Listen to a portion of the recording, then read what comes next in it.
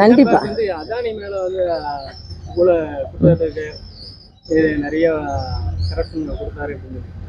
இல்ல, அதுக்கு தமிழ்நாடு அரசு போன்ற அரசுகளும் பதில் சொல்ல வேண்டிய கட்டாயத்தில் இருக்கிறது. ஏனென்றால் அவர்கள் சொன்ன குற்றச்சாட்டில் மாநில அரசுகள், பெரும்பான்மையான மாநில அரசுகள் இந்தி கூட்டணியினால் ஆளப்பட்டு கொண்டிருக்கின்ற மாநில அரசுகள், மத்திய அரசும் பாரதிய ஜனதா கட்சியும் அதற்கான விளக்கத்தை கொடுத்து விட்டார்கள்.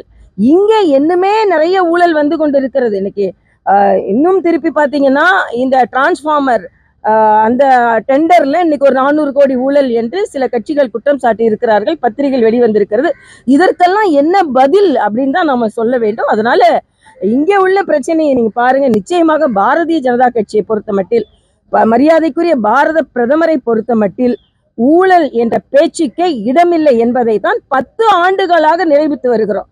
காங்கிரஸ் ஆட்சி காலத்துல 2Gல ஆரம்பித்து காமன்வெல்த்ல ஆரம்பிச்சு எவ்வளவு ஊழல் குற்றச்சாட்டுகள் இதுவரைக்கும் நீங்க வேணா சொல்லலாம், ஆனா நேரடியான எந்த ஊழல் குற்றச்சாட்டிற்கும் ஆளாகாதவர் பிரதமர் என்பதை அவர் மறுபடியும் நிரூபிப்பார். அதைத்தான் மக்களும் ஏற்றுக்கொண்டிருக்கிறார். மேடம், இந்த யானை புத்துணர்வு முகாம் நடத்தாம இவங்க இது பண்ணிட்டு இருக்காங்க. அது போய் யானைப்பானுக்கு 2 லட்ச ரூபா தான் இருக்கிறதா கேள்விப்படுறாங்க.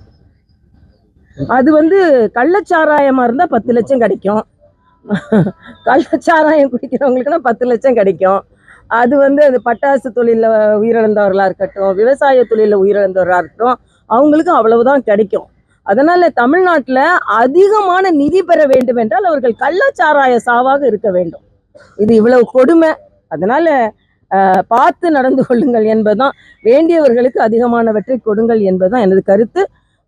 யானைகளை பராமரிக்க வேண்டும் என்பதில் அவங்க மந்திரிகளுக்குள்ளே மாற்று கருத்து இருக்கிறது. அவர்களே குறை சொல்லிக் அண்ணன் பொன்முடி அவரே ஒப்புக்கொண்டிருக்கிறார். அதனால யானைகளுக்கு புத்துணர்வு ஏற்படுத்த வேண்டும், அவர்களை அமைதிப்படுத்துவதற்கும் முகாம்கள் நடத்தப்பட வேண்டும், அவர்களை தொடர்ந்து கண்காணிக்க வேண்டும்.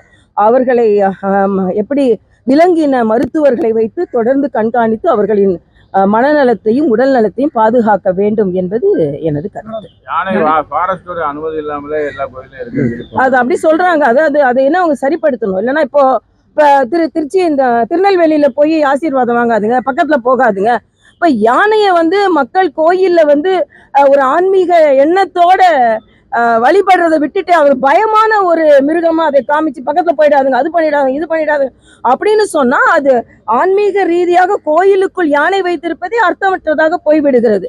அதனால் நீங்கள் ஒட்டுமொத்தமாக தமிழ்நாட்டில் மனிதர்களை தான் சரியா பார்க்கல, யானையாவது சரியா பாருங்க அப்படின்றதான் எனது கோரிக்கையாக இருக்கிறது. அதனால் யானை பாதிக்கப்பட்டால் அது பாகனாக இருந்தாலும் பிரச்சனை வருகிறது என்பதை நாம் புரிந்து கொள்ள வேண்டும். அதுல அண்ணன் ஸ்டாலினுக்கு இது தெரியாது, சகோதரி கனிமொழிக்கும் இது தெரியாது. ஏன்னா அவங்க கோயிலுக்கு போறது இல்லை. அதனால கோயிலுக்கு போறவங்கள்ட்டால தான் இதெல்லாம் கண்டுபிடிக்க முடியும். அதனால இனிமேலாவது ஆன்மீகவாதிகளை சற்று அங்கீகரியுங்கள் என்பதும் எனது கோரிக்கையாக இருக்கிறது. அவர் ஆன்மீகவாதி தான். அவங்க முதலமைச்சர் ஆன்மீகவாதியா இல்லையே. அடிக்கடி கோயிலுக்கு போனாதான் யானைக்கு என்ன பிரச்சனை, என்ன பிரச்சனை தெரியும். திராவிடம்னு சொல்லி தமிழை மறைத்து கொண்டு இருக்கிறார்கள்.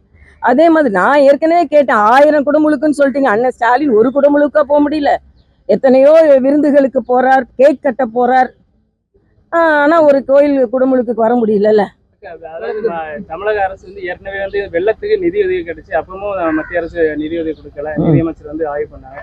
இப்பவும் வந்து மாநில அரசுக்கான நிதி ஒதுக்கீடு அதிகரிக்கணும் அப்படிங்கறத முதலமைச்சர் தொடர்ந்து வலியுறுத்தி, அதாவது அவரே அதுல வந்து ஒத்துக்கொண்டிருக்கிறார். இப்ப மத்திய நிதிக்குழு வரும்பொழுது 33% இருந்தது, 10% எங்களுக்கு அதிகம் கிடைத்திருக்கிறார். அவங்க ஆட்சி காலத்திலே அவ்வளவு கிடைக்கல. இன்னைக்கு நீங்க பாத்தீங்கன்னா ஜிஎஸ்டி வந்து எவ்வளவு 3600 கோடி ரூபாய் அது வந்து ஜிஎஸ்டி இங்கிருந்து கிடைத்தது 3700 கோடியாக இந்த நாட்டுக்கு திருப்பி கொடுக்கப்பட்டு இருக்கிறது. அதனால நீங்க பாத்தீங்கன்னா தமிழக அரசிடம் இருந்து கிடைக்கும் வரி வருவாயை விட அதிகரித்து தான் கொடுக்கப்பட்டு இருக்கிறது என்பதை மரியாதைக்குரிய நிர்மலா சீதாராமன் அவர்கள் தெளிவாக சொல்லி இருக்கிறார்கள். அதனால சும்மா நீங்க இன்னைக்கு நேற்று கூட நான் ஒரு கூட்டத்துல சொன்னேன், 3 மடங்கு மத்திய சாலைகளை போடுவதில் அதிகரித்திருக்கிறது. எல்லாம் 11 லட்சம் கோடி ரூபாய் 10 ஆண்டுகளில் தமிழகத்திற்கு நிதியாக கொடுக்கப்பட்டிருக்கிறது. 11 லட்சம் கோடி ரூபாய். அது மட்டுமல்ல, சாலை வசதிகளை மேம்படுத்துவதில் மருத்துவ 11,000 கோடி ரூபாய் பள்ளிகளை மேம்படுத்துவதற்கு மட்டுமே தமிழக அரசுக்கு மத்திய அரசு கொடுத்திருக்கிறது. ஆக இப்படி மத்திய அரசு தனக்கு என்னவெல்லாம் செய்ய வேண்டுமோ செய்தாலும் இவர்கள் அந்த குறைபாடை குற்றச்சாட்டை வேண்டும் என்றே சொல்லி இருக்கிறார்கள். இன்னைக்கு நீங்க பாத்தீங்கன்னா மகாராஷ்டிரா இதற்கு பதில் சொல்லி இருக்கிறது, ஹரியானா இதற்கு பதில் சொல்லி இருக்கிறது. 2026 தமிழகமும் இதற்கு பதில் சொல்லும் என்பது எனது கருத்து. மேடம் ஒரே ஒரு கேள்வி. நடிகர் விஜய் வந்து விவசாயிகளை அழைத்து விருந்து கொடுத்திருக்காரு, தொடர்ந்து மக்கள் பக்கமாக வச்சிருக்காரு, அதை பற்றி உங்களுக்கு இல்ல அவர் நடவடிக்கை எடுக்கிறார், பார்க்கட்டும், பார்த்துட்டு சொல்லுவோம். விவசாயிகளை கூப்பிட்டுருக்காரு, நம்ம யாரெல்லாம் கூப்பிடுறாரு, யாருக்கெல்லாம் செய்யறாரு, அது வந்து உண்மையான நடவடிக்கையா ஷூட்டிங்கா, அதெல்லாம் நம்ம பார்த்து தெரிஞ்சுக்கலாம். பாஜக விஜய் கூட கூட்டணி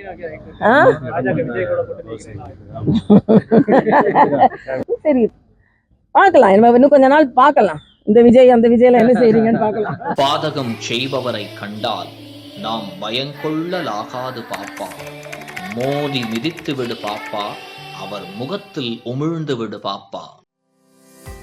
அண்மை செய்திகளை உடனுக்குடன் தெரிந்து கொள்ள இணைந்திருங்கள் இயம்நாடு தொலைக்காட்சியுடன்.